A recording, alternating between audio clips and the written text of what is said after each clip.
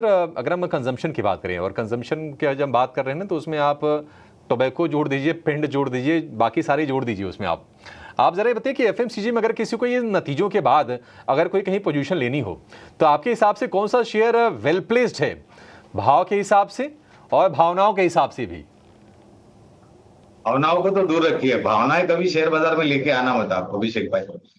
भाव के हिसाब से और आने वाले जो नतीजे का अनुमान है उसके आधार पर।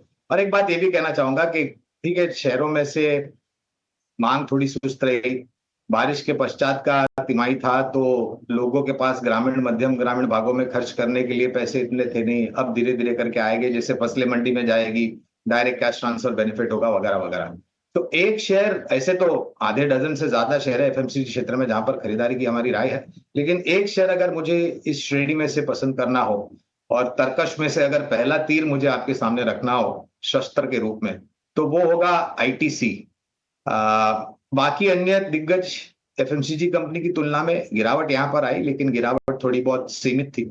और जिस प्रकार से फैले हुए कारोबार है और जिस प्रकार से हमारा एक अनुमानित आने वाले भविष्य का आंकड़ों को लेकर के अंदाजा है, वो सबको सामने रखते हुए हमें लग रहा है कि आईटीसी में निवेश करके लंबी अवधि के लिए एक बहुत ही साधारण सा लक्ष्यांक करीबन 575 के आसपास आप बना करके चल सकते हैं। ये मैं बुनियादी तर्क के आधार पर बात कर रहा हूँ, छोटी मध्यम अवधि के लिए बात नहीं कर रहा। तो अनिवार्य है कि आपके पास समय सीमा लंबी हो।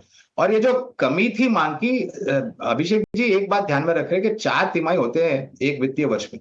एक आध तिमाही में किसी भी क्षेत्र की कंपनी को या कितनी भी बड़ी मझौली या छोटी कंपनी हो, कुछ प्रकार की दिक्कत आ सकती है। लेकिन क्या वो एक तिमाही के नतीजों को सिर्फ ध्यान में रख करके आप अपना निवेश में बड़ा परिवर्तन कर ले और बिकवाली की सोच ले? ये अनिवार्य नहीं होगा। ठीक है, तो आईटीसी आपको अपने रडार पर रखना है। और 500 रुपये के ऊपर ये शेयर गया था, थोड़ी सी प्रॉफिट टेकिंग का शिकार आया हुआ ये।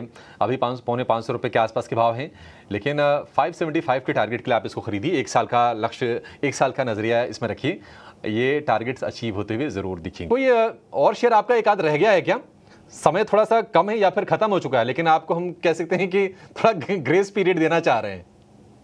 ये ग्रेस पीरियड और बोनस देने के लिए बहुत बहुत धन्यवाद। तो आखिरी विकल्प भी एक तर्कश में हमारे तीर एक और है, हेल्थ केयर रिलेटेड है ये अभिषेक, और नारायण रुदालया।